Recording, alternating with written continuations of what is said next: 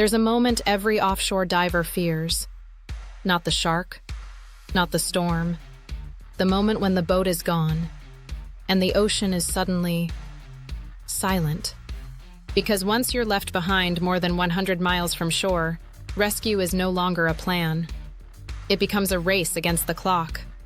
In the mid-2000s, a group of experienced scuba divers entered the water during what was supposed to be a routine offshore dive. Conditions were good. Visibility was clear. The sea was relatively calm.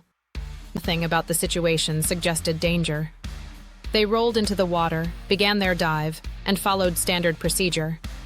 Below the surface, everything was normal. Fish moved through the reef. The current was manageable. Air consumption was on track. It was the kind of dive thousands of people complete safely every year. But the danger in offshore diving rarely starts underwater.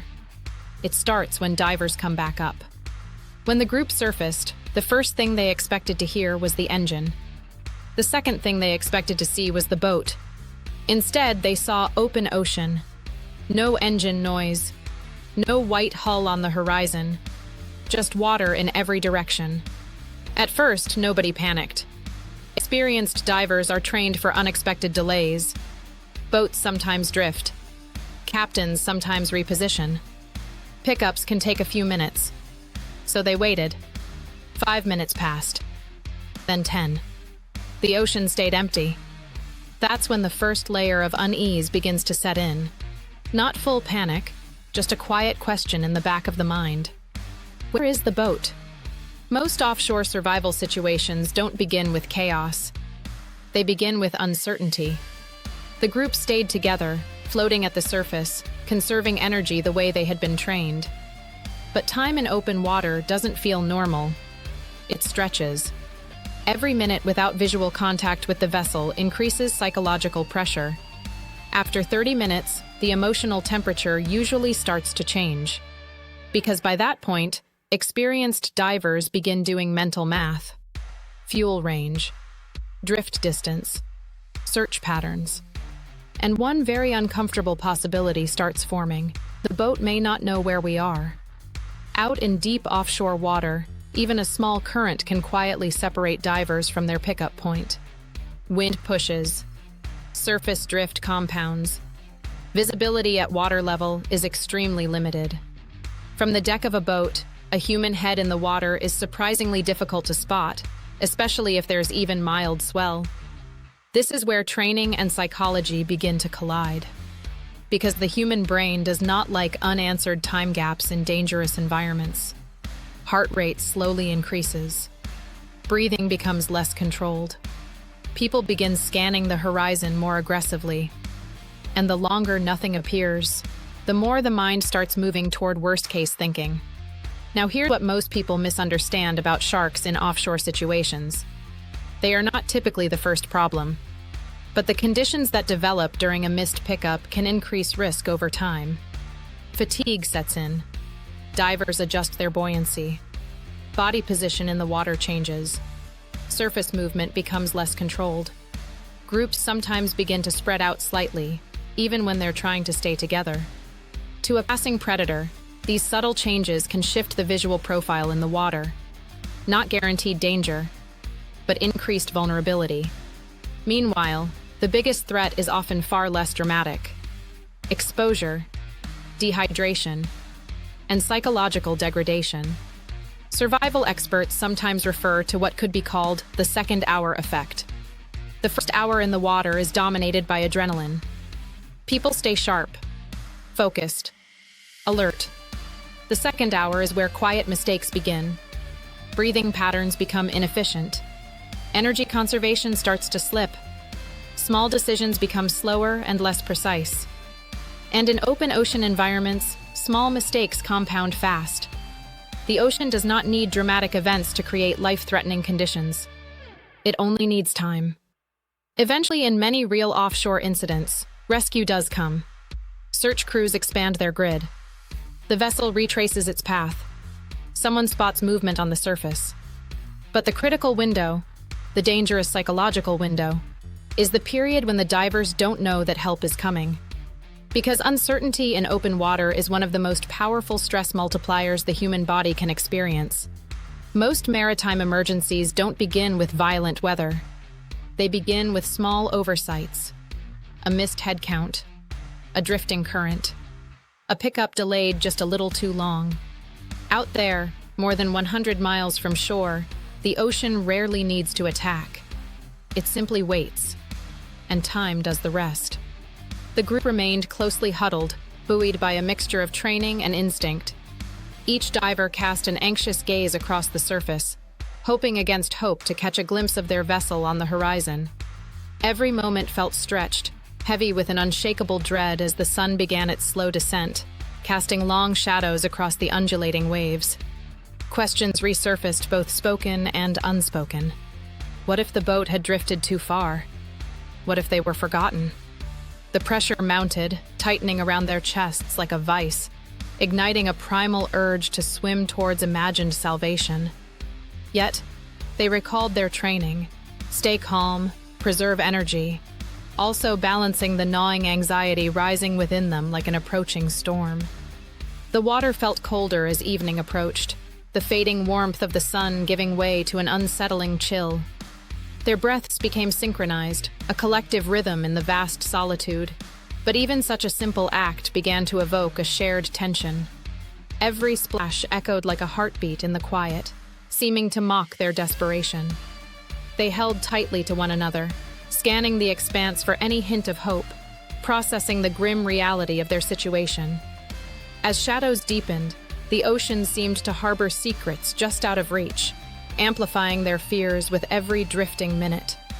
As the minutes stretched into an hour, their minds began prowling the edges of panic, the sharp claws of fear gnawing at the corners of reason. They exchanged furtive glances, trying to weigh the reality of their situation against the training that felt increasingly distant. One diver, Martin, broke the silence, attempting to inject a thread of reassurance into the growing tension. "Let's think this through. We've trained for emergencies like this," he said, his voice steady but wavering at its edges. The group nodded, clinging to his words, fighting back their uncertainty. Yet beneath the surface of that facade, doubts bubbled relentlessly. What if their training wasn't enough? What if time slipped away while they floated aimlessly, lost in a sea that felt both vast and suffocating? The ocean remained indifferent to their plight, each wave a reminder of their isolation. Moments ticked by like grains of sand slipping through their fingers, each second amplifying the tension that threatened to unravel their composure. As if sensing their plight, the sun dipped further, painting the sky in hues of orange and purple, a cruel beauty mocking their situation. Martin cleared his throat, breaking the oppressive silence once more. "We need a plan. If we wait longer, we're risking everything."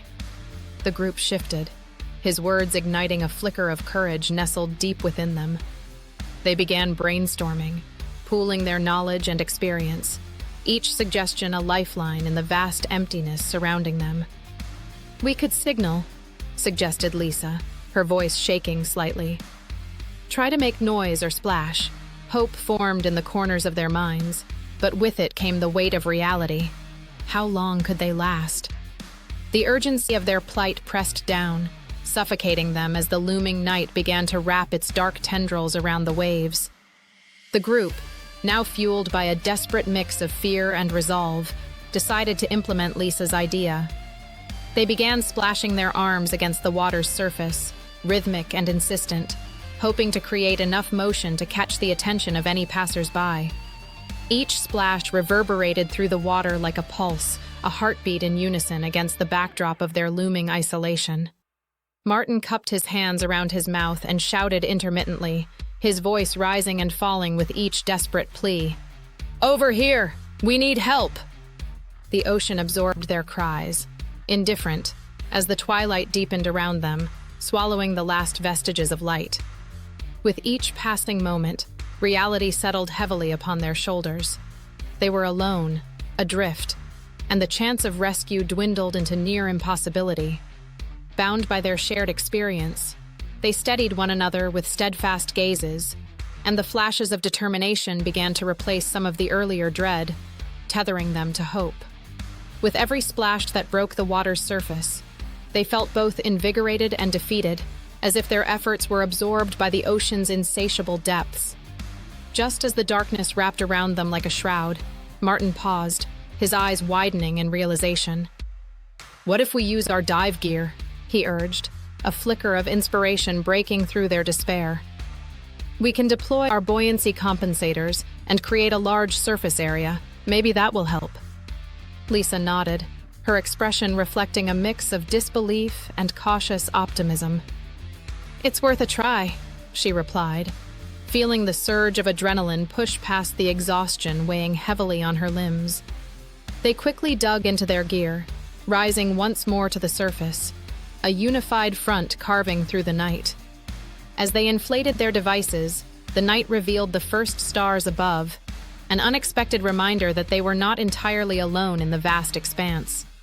As they settled into the water, buoyed now by their gear, the group began to take a collective breath, each inhalation marking a moment of renewed determination. "If they see us, we have a chance," Lisa murmured, her voice steadier than before, intertwining hope with fear. The stars overhead twinkled down like distant beacons, and for a fleeting moment, they felt less isolated, as if the universe conferred some silent encouragement to persist. With resolve rising like the tide, they shouted together, "Help! Over here!"